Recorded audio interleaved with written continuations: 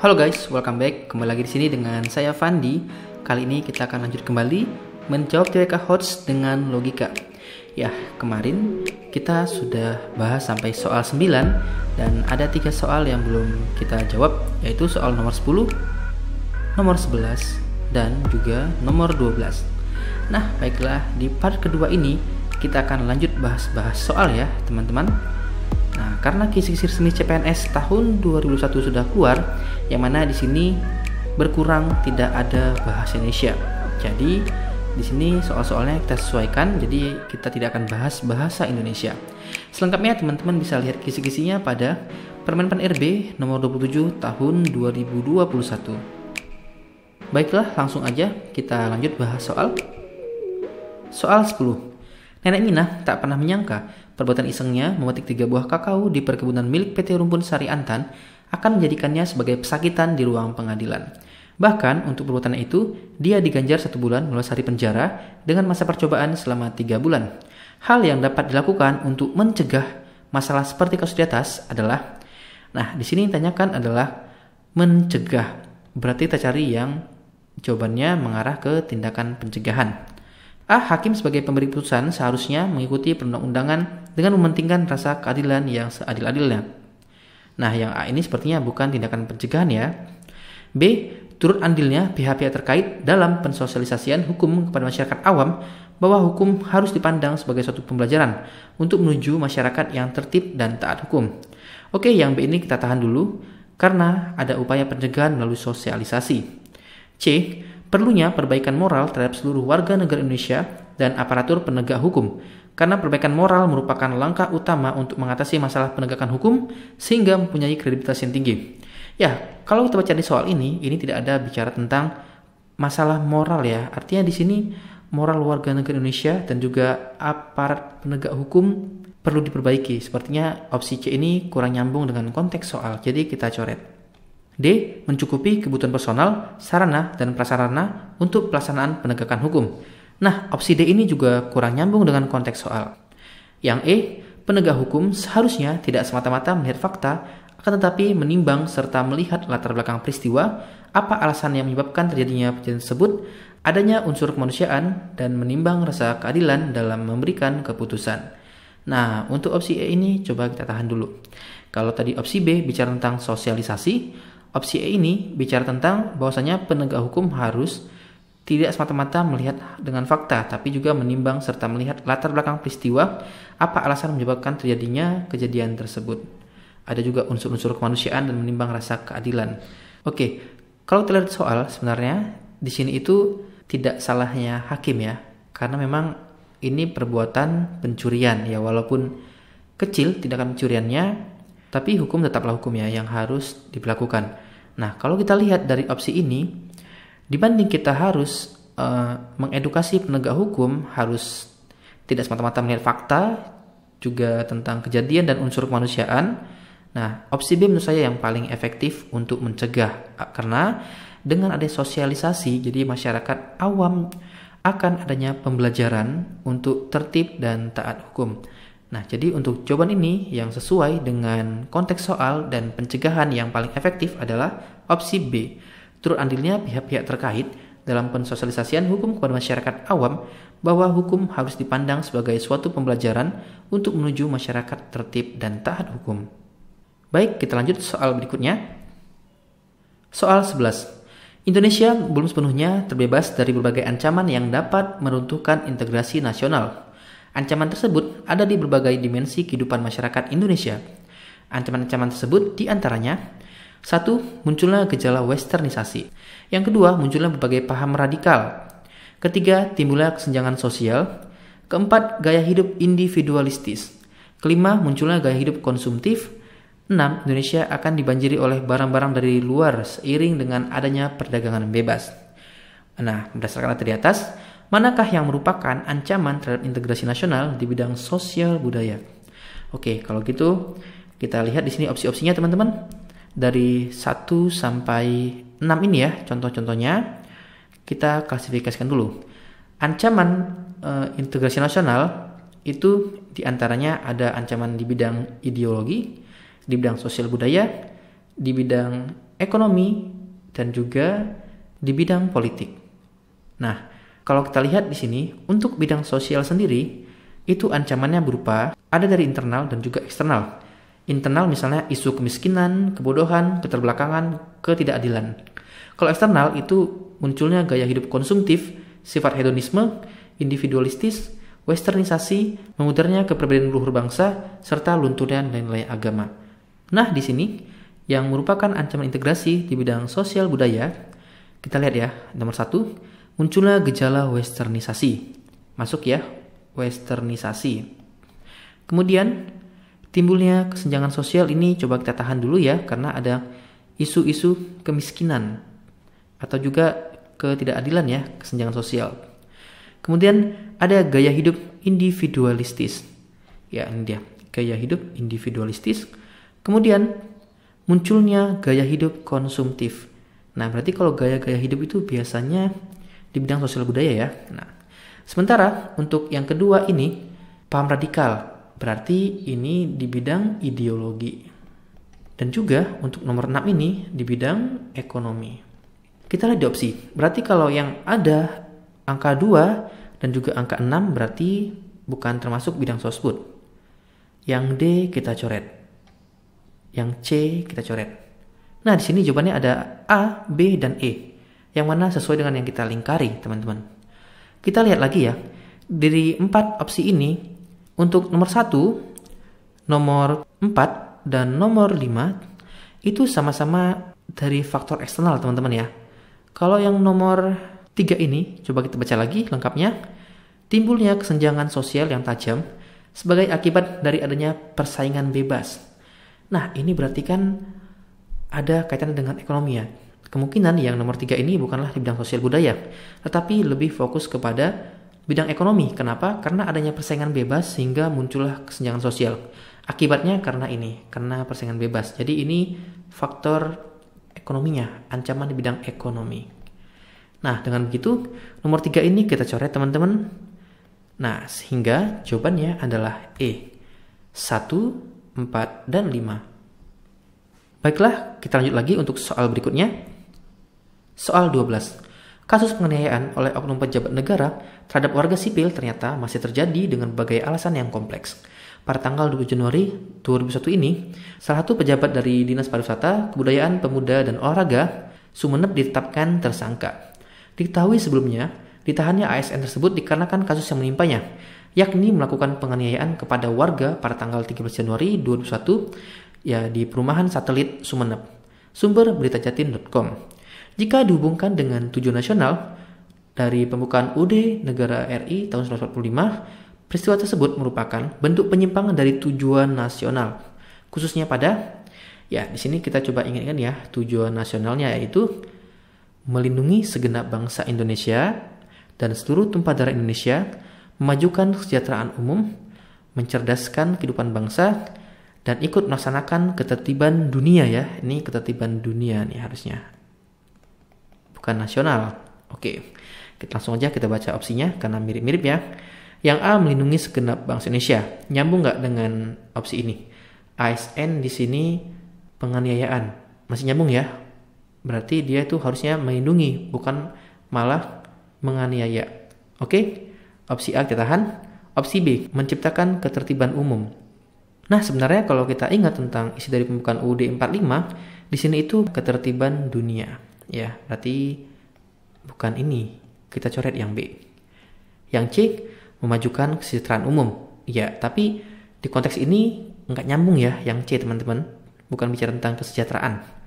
Yang D, nilai persatuan, keadilan, dan berkedaulatan rakyat. Nah, yang D juga bukan tujuan nasional. Nah, yang E, ikut melaksanakan ketertiban nasional. Harusnya ketertiban dunia. Ya, jadi yang paling pas dengan konteks soal adalah opsi A, melindungi segenap bangsa Indonesia.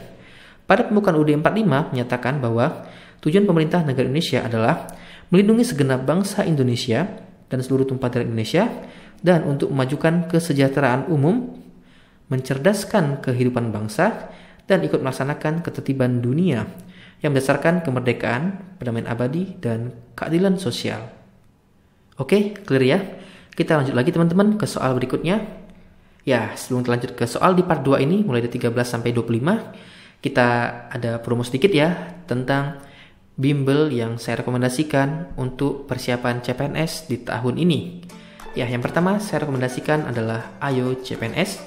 Nah, di sini yang saya rekom adalah yang tatap mukanya teman-teman. Karena tatap mukanya ini soal-soalnya update ya dengan soal-soal terbaru dan juga FR-FR.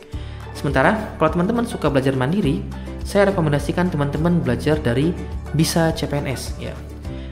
Yang mana ini khusus untuk tryout, ada juga materi dan ada soal-soal. Di sini soal-soalnya lebih hot ya dibanding Ayo CPNS dan cocok untuk buat yang belajar mandiri. Nah, teman-teman di sini harganya variatif ya, baik Ayo CPNS maupun Bisa CPNS. Kalau Ayo CPNS ini hanya bisa diakses melalui website, sementara Bisa CPNS bisa juga dari website dan juga ada Android-nya. Nah, di sini sebelum teman-teman memutuskan mau pakai yang mana, teman-teman bisa coba dulu gratis tryout-nya ya. Teman-teman silahkan daftar dulu dari link ini, bit.ly daftar Ayo CPNS dan juga bit.ly daftar Bisa CPNS. Ada TO gratisnya yang bisa dicoba. Jika tertarik, teman-teman bisa upgrade. Kalau Ayo CPNS bisa upgrade ke paket berbayarnya, Bisa CPNS namanya ke paket VIP. Gunakan kode promo FandiAP atau diskon untuk dapat potongan harga di Ayo CPNS dan juga Aku Bisa untuk Bisa CPNS agar dapat ekstra potongan harga. Nah, di samping itu juga saya ada membuka bimbel online, bimbel tatap muka online ya bersama YouTuber Pingli. Namanya Bimbel Teman Belajar. Saat ini sudah sampai dengan batch 3 dan kita akan buka batch 4. Jadi buat teman-teman yang ingin mendaftar, silakan bisa hubungi nomor berikut, ini nomor WA saya.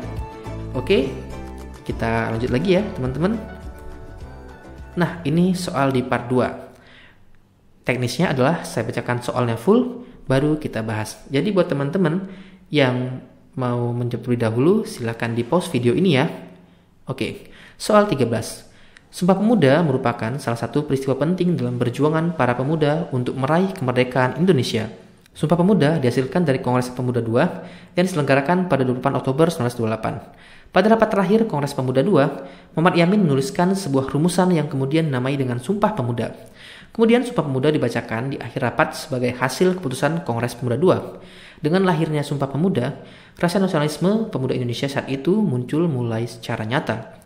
Bentuk nyata rasa nasionalisme tersebut terimplementasi dari isi Sumpah Pemuda. Bentuk nyata yang dimaksud adalah A. Menetapkan semboyan Bhinneka Tunggal Ika sebagai tanda persatuan pemuda Indonesia. B. Komitmen untuk membantu perjuangan pergerakan kemerdekaan Indonesia di daerah. C. Meyakini kemerdekaan ialah hak segala bangsa. D. Mengakui bahasa Indonesia sebagai bahasa persatuan. Atau E. Mengakui NKRI sebagai negara kepulauan dan beragam suku budaya. Nah, di sini biar gampang ya, kalau kita ingat tentang Sumpah Pemuda, kita harus ingat dulu isinya ya teman-teman ya. Isinya ada 3 ya. Yang pertama adalah mengakui bertumpah darah yang satu. Yang kedua, mengakui berbangsa yang satu. Kemudian yang ketiga adalah mengakui bahasa Indonesia sebagai bahasa persatuan. Oke, jadi yang A ini, semboyan Bhinneka Tunggal Ika, menurut saya bukan ya teman-teman. Karena untuk penetapan semboyan ini sendiri, itu ada diatur di PP di tahun 1991 ya. Bisa browsing aja, PP nomor berapa. Kemudian opsi B, komitmen untuk membantu perjuangan pergerakan kemerdekaan Indonesia di daerah. Nah, yang B juga bukan ya. Yang C, meyakini kemerdekaan ialah hak segala bangsa. Yang C juga bukan. Yang D, mengakui bahasa Indonesia sebagai bahasa persatuan. Ya, ini ada ya. Dan E, mengakui NKRI sebagai negara kepulauan dan beragam suku budaya. Nah, yang E juga bukan. Berarti jawabannya adalah D, mengakui bahasa Indonesia sebagai bahasa persatuan. Baik, soal berikutnya. Soal 14. Bangsa Indonesia memiliki tantangan internal dalam menjaga keutuhan NKRI. Tantangan internal bangsa Indonesia dalam menjaga keutuhan NKRI yaitu A. Kelompok kriminal bersenjata atau KKB di Papua yang dinilai semakin meresahkan. B. Masuknya virus COVID-19 yang mengganggu stabilitas perekonomian Indonesia. C. Terjadinya konflik di wilayah Natuna, Indonesia. D. Minimnya penjagaan terhadap pulau-pulau terluar. Atau E. Klaim batik yang menjadi warisan budaya negara Malaysia. Oke, kita lihat soalnya. Yang ditanya adalah tantangan internal. Ini dalam integrasi nasional, berarti kita lihat yang faktor-faktor internal. Nah, kalau faktor internal biasanya tentang perilaku yang melanggar norma hukum atau norma agama. Kemudian perselisihan antar etnis, juga ada peristiwa-peristiwa kerusuhan, dan juga separatisme. Nah, jadi kita lihat di opsi ini ya. Yang A ini KKB di Papua, ini jelas di internal. Yang B, maksudnya virus COVID-19, ini pastinya eksternal. Yang C, terjadinya konflik di wilayah Natuna, Indonesia. Nah, kalau kita ingat tentang masalah Natuna, ini masalah pulau Indonesia yang diklaim oleh negara lain. Berarti ini faktor eksternal. Yang D, minimnya penjagaan pulau-pulau terluar. Berarti ini juga ada kaitan dengan eksternal. Dan juga yang E ini dari eksternal. Maka sudah jelas yang internal adalah A, kelompok KKB di Papua yang nilai semakin meresahkan. Baiklah, kita lanjut lagi untuk soal berikutnya. Soal 15. Belakangan ini bermunculan berbagai ancaman ideologi bangsa yang sangat disayangkan berasal baik dari ormas maupun tokoh masyarakat. Organisasi dan tokoh masyarakat bermunculan membentuk gerakan-gerakan yang bertentangan dengan ideologi Pancasila. Hal ini tentu saja rentan menimbulkan perpecahan bangsa. Padahal organisasi masyarakat dan tokoh masyarakat sebenarnya memiliki peran penting dalam bela negara. Semestinya peran nyata organisasi masyarakat dan tokoh masyarakat dalam bela negara adalah A, memasukkan muatan nilai ideologi Pancasila secara substantif dan simbolik dalam segenap kegiatan internal ormas serta dalam interaksinya dengan publik. B, menegaskan kewajiban bagi segenap anggota maupun kelompoknya untuk menjadi contoh teladan perilaku Pancasilais. C, menjadikan materi Pancasila sebagai materi wajib dalam sistem rekrutmen anggota. D, menetapkan Pancasila dan kewarganegaraan sebagai materi diskusi wajib. Atau E, mewajibkan pemasangan poster tentang gerakan kewaspadaan nasional terhadap penyebaran ideologi yang bertentangan dengan Pancasila. Oke, kita di soalnya. Yang ditanya adalah peran nyata. Ya, peran nyata.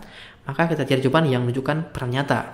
Nah, opsi A ini masukkan muatan nilai ideologi Pancasila secara substantif dan simbolik dalam segenap kegiatan internal ormas serta dalam interaksinya. Oke, berarti ini ada peran nyata. Kita tahan dulu. Yang B, menegaskan kewajiban bagi segenap anggota maupun kelompoknya untuk menjadi contoh teladan perilaku Pancasilais. Nah, opsi B ini adalah contoh nyata. Kita tahan dulu. Opsi C, menjadikan materi Pancasila sebagai materi wajib. Nah, ini bukan contoh nyata. Yang D, menetapkan Pancasila dan kewarganegaraan materi diskusi wajib. Ya, sama aja ya. C dan D kita coret. E, mewajibkan pemasangan poster tentang gerakan kewaspadaan nasional. Nah, yang E ini juga bukan peran nyata ya. Baik, di sini antara A dan B. Kita lihat antara A ini adalah secara substansi dan secara simbolis. Nah, dibanding dengan contoh teladan, menurut saya yang paling nyata adalah opsi B, teman-teman. Ya, maka ini jawabannya adalah B. Menegaskan kewajiban bagi segenap anggota maupun kelompoknya untuk menjadi contoh teladan perilaku Pancasilais. Nah, selengkapnya untuk contoh dari bela negara, teman-teman bisa lihat langsung dari modul implementasi bela negara. Ya, ini ada di deskripsi video ini, bisa teman-teman download. Di modul ini saya ambil sedikit cuplikannya untuk komunitas masyarakat ormas, yaitu menegaskan kewajiban bagi segenap anggota untuk menjadi contoh teladan perilaku Pancasilais. Antara lain religius dan bukan fanatik, menjunjung tinggi kemanusiaan, menghargai kebinekaan, mengedepankan musyawarah dan tidak memasangkan kehendak, serta rela berkorban bagi sesama warga negara Indonesia. Oke, langsung aja lihat deskripsi video ini dan silahkan download. Baiklah, kita lanjut lagi untuk soal berikutnya. Soal 16. Berikut ini bukan merupakan tindakan pencegahan yang dapat dilakukan untuk mengatasi berbagai kasus pelanggaran HAM, yaitu A, menjatuhkan hukuman setimpal bagi orang yang melakukan pelanggaran terhadap HAM. B, peningkatan pengawasan dari masyarakat dan lembaga-lembaga politik terhadap setiap upaya penegakan HAM yang dilakukan oleh pemerintah. C, penyebarluasan prinsip-prinsip HAM kepada masyarakat. D, peningkatan kualitas pelayanan publik untuk mencegah terjadinya berbagai bentuk pelanggaran HAM oleh pemerintah. Atau E, penegakan supremasi hukum dan demokrasi. Nah, kita lihat di sini, apa yang ditanya? Yang ditanya adalah bukan merupakan tindakan pencegahan. Ya, opsi A ini menjatuhkan hukuman setimpal bagi orang yang melakukan. Nah, ini hukuman, berarti ini kan bukan tindakan pencegahan. Opsi B, peningkatan pengawasan. Ini merupakan tindakan pencegahan. Yang C, penyebar luasan prinsip-prinsip HAM kepada masyarakat. Ini juga pencegahan. Yang D, juga pencegahan karena untuk mencegah terjadinya, ya kan, peningkatan kualitas. Yang E, penegakan supremasi hukum dan demokrasi. Nah, di sini dengan menegakkan supremasi hukum artinya merupakan upaya untuk menegakkan dan menempatkan hukum pada posisi tertinggi. Dan juga di sini kita tegakkan demokrasi. Nah, ini merupakan satu bentuk dari tindakan pencegahan juga ya teman-teman. Maka sudah jelas, yang bukan tindakan pencegahan adalah opsi A, menjatuhkan hukuman setimpal bagi orang yang melakukan pelanggaran terhadap HAM. Baiklah, soal berikutnya. Soal 17. Indonesia merupakan negara yang dianugerahi dengan keberagaman suku, ras, dan tradisi. Setiap daerah mempunyai karakter dan keunikannya masing-masing. Kenyataannya, beberapa kali terjadi konflik daerah dengan dasar perbedaan suku, padahal pada dasarnya keberagaman tersebut menjadi modal bagi pembangunan bangsa. Untuk menunjang hal tersebut, maka sikap dan perilaku yang harus kita kembangkan adalah A. Memperkuat posisi pemerintah pusat sebagai pemegang kedaulatan rakyat. B. Menegaskan kedudukan bahasa daerah sebagai simbol ragam pemersatu bangsa. C. Menghindari segala hal yang potensi menimbulkan konflik dalam masyarakat. D. Menghilangkan perbedaan antara suku bangsa di Indonesia dalam kehidupan bangsa dan negara. Atau E. Memperkuat posisi kebudayaan daerah di atas kebudayaan nasional. Nah, di sini apa yang ditanyakan? Yang ditanya adalah untuk menunjang hal tersebut. Hal apa? Agar tidak terjadi konflik ya teman-teman. Maka sikap dan perilaku apa yang harus kita kembangkan? Yang A. Memperkuat posisi pemerintah pusat. Ini kurang nyambung dengan konteks soal. Yang B. Menegaskan kedudukan bahasa daerah sebagai simbol ragam pemersatu bangsa. Kita tahan dulu aja. Yang C. Menghindari segala hal potensi menimbulkan konflik. Nah, yang C ini lebih tepat ya dibanding B. Kita tahan dulu. Yang D. Menghilangkan perbedaan antara suku bangsa di Indonesia. Menghilangkan perbedaan. Nah, kita tahan dulu aja. Yang E. Memperkuat posisi kebudayaan daerah di atas kebudayaan nasional. Nah, yang E jelas tidak nyambung. Nah, di sini opsi B, C, dan D. Nah, yang B kita coret ya, karena ada yang lebih lengkap lagi. Nah, di sini tersisa antara opsi C dan D. Yang C kita hindari segala hal yang berpotensi menimbulkan konflik. Yang D, menghilangkan perbedaan antar suku bangsa Indonesia. Kita hilangkan segala perbedaan. Nah, yang D ini sebenarnya kurang tepat dari sisi bahasa. Karena apa? Karena setiap bangsa Indonesia ini pasti beragam suku ya. Nah, tidak mungkin dihilangkan. Karena dengan menghilangkan perbedaan, maka tidak lagi keunikan-keunikan. Yang lebih baik adalah opsi C, teman-teman, secara logika. Karena walaupun kita berbeda-beda, ya, dengan cara menghindari segala hal yang potensi menimbulkan konflik, maka akan timbul kerukunan. Karena itu keberagaman menjadi modal bagi pembangunan bangsa. Oleh karenanya, jawaban yang paling tepat adalah yang C. Menghindari segala hal yang potensi menimbulkan konflik dalam masyarakat. Baiklah, soal berikutnya. Soal 18. UUD 45 adalah konstitusi negara yang menjadi aturan dasar dalam penyelenggaraan seluruh sektor kehidupan. Berikut ini yang merupakan bentuk dari pengamalan pasal 32 UUD 45 adalah A. Menyelenggarakan festival sanitari daerah-daerah. B. Membayar pajak kendaraan bermotor tepat waktu. C. Membuka lapangan kerja bagi anak terlantar. D. Membagikan masker di jalan raya pada saat pandemi. Atau E. Ikut melakukan bela negara sesuai profesi. Nah, di sini teman-teman kita harus tahu dulu apa inti dari pasal 32 UUD 45. Oleh karenanya kita lihat lagi ringkasan dari pasal 32, yaitu di sini kebebasan memelihara budaya dan juga menghormati bahasa daerah. Di sini kita lihat untuk pasal 32 bicara tentang kebudayaan dan bahasa daerah.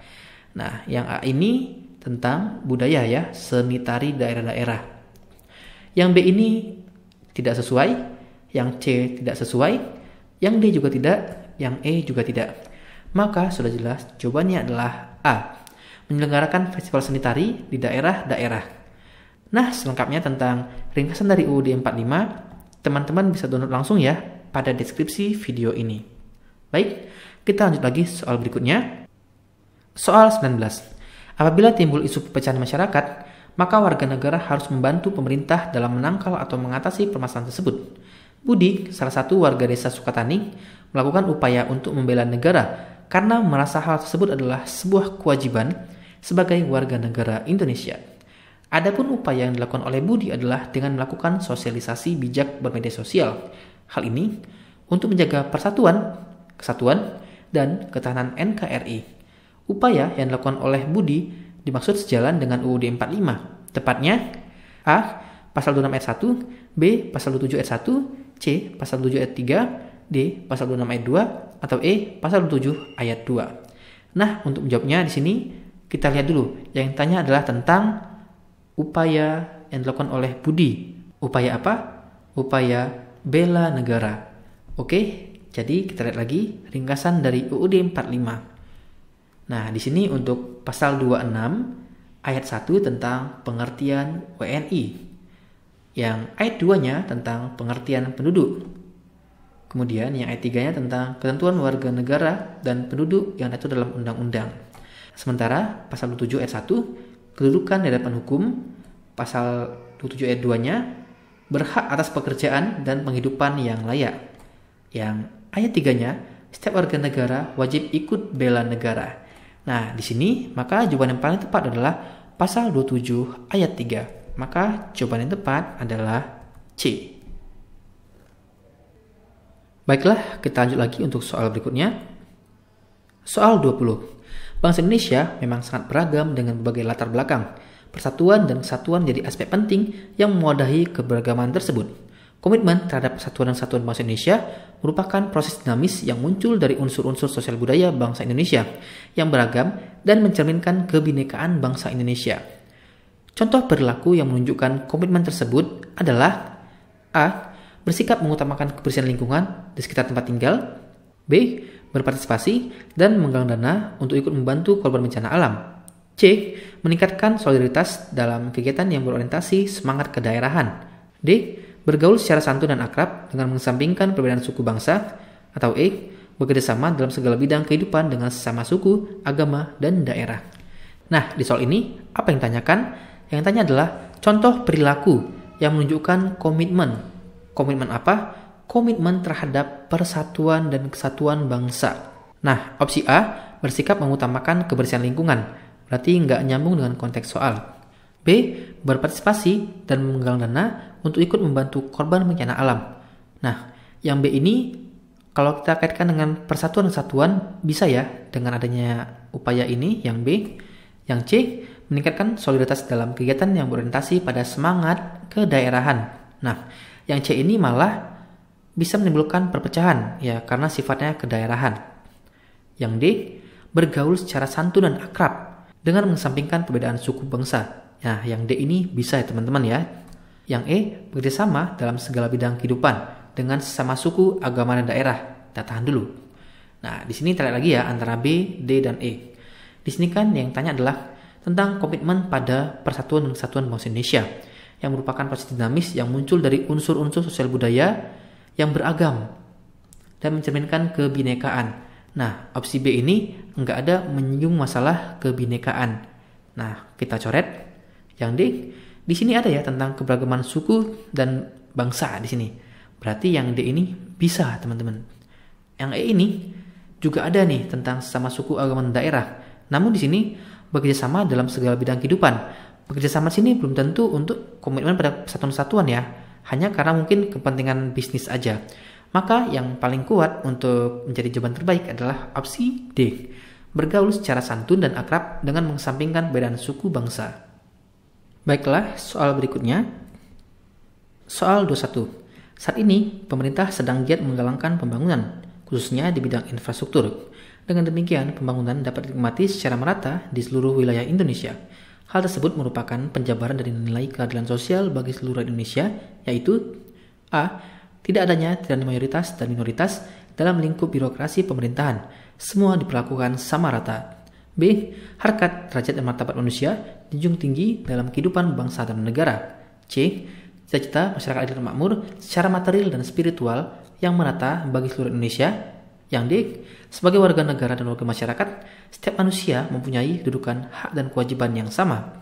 E. Semangat gotong royong dan kerja keras demi kemajuan dan kesejahteraan bangsa Indonesia. Oke, di soal ini apa yang ditanyakan? Yang ditanya adalah tentang penjabaran dari nilai-nilai keadilan sosial. Berarti ini sila kelima. Tentang apa? Tentang pembangunan yang dapat dinikmati secara merata. Oke, kita lihat opsinya. Yang A, tidak adanya tirani mayoritas dan minoritas. Nah, yang A ini nggak nyambung dengan konteks soal. Yang B, harkat, derajat, dan martabat manusia dijunjung tinggi dalam kehidupan bangsa dan negara. Nah, yang B ini lebih kepada sila kedua ya, teman-teman. Yang C, cita-cita masyarakat adil dan makmur secara material. Ini material ya, tentang pembangunan dan spiritual yang merata. Masih nyambung dengan konteks soal, tahan dulu, dan ini sila kelima. Yang D, sebagai warga negara dan warga masyarakat, setiap manusia punya kedudukan. Nggak nyambung. Hak, nah ini punya hak ya, punya hak untuk pembangunan dan kewajiban. Nah kewajibannya kurang pas, kita tahan dulu aja yang D. Yang E, semangat gotong royong dan kerja keras demi kemajuan dan kesejahteraan bangsa Indonesia. Yang E ini sepertinya kurang pas, kita coret juga. Nah, di sini teman-teman C dan D. Yang C ini jelas sila kelima ya, tentang cita-cita masyarakat adil dan makmur. Yang D ini lebih kepada sila kedua ya teman-teman. Maka untuk jawaban ini adalah C. Cita-cita masyarakat adil dan makmur secara material dan spiritual yang merata bagi seluruh rakyat Indonesia. Baiklah, soal berikutnya.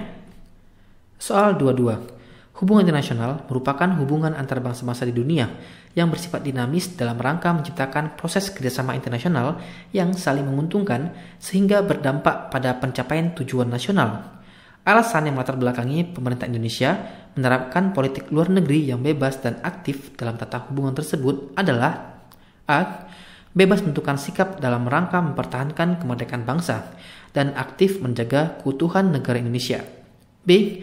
Bangsa Indonesia bersifat netral terhadap ideologi internasional dan aktif melindungi segenap dan seluruh tumpah darah Indonesia. C.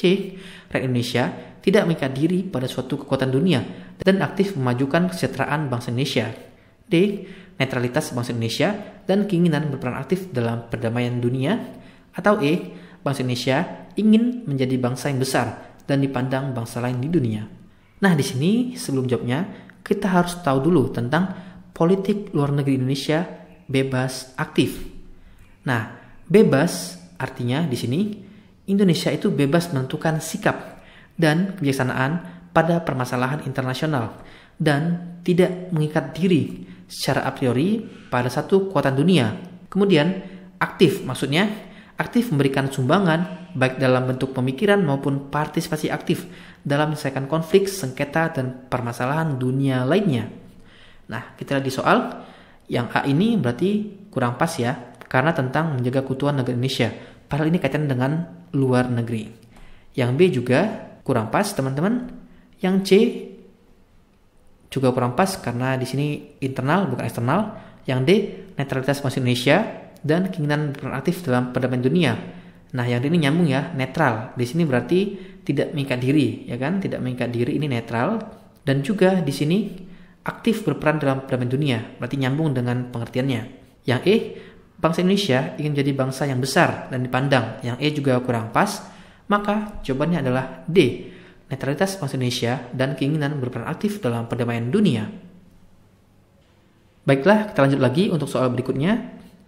Nah, di sini ada 3 soal lagi teman-teman. Soal 23, 24, dan 25. Ya, ini PR ya buat teman-teman, silakan dijawab. Soal 23 ini tentang contoh dari bentuk ancaman negara. Ya, untuk soal berikutnya, soal 24 ini tentang contoh dari fungsi pengawasan yang dilakukan oleh DPR menurut Undang-Undang Dasar Negara Republik Indonesia tahun 1945. Nah, untuk soal terakhirnya, soal 25 yaitu tentang illegal fishing. Illegal fishing ini termasuk ancaman pada apa? Oke, untuk jawabannya silakan tuliskan di kolom komentar ya. Nanti akan saya jawab pada deskripsi dan juga pada komentar di video ini. Oke, sekian dulu tayangan TWK kali ini. Terima kasih sudah menonton teman-teman. Cuma ada 2 kunci sukses untuk CPNS, yaitu benar dan unggul. Kita harus benar dalam setiap tahapannya dan juga kita harus unggul dalam setiap tahapannya. Baiklah, sekian dulu ya. Saya mohon maaf apabila ada salah kata dan sampai ketemu pada tayangan selanjutnya.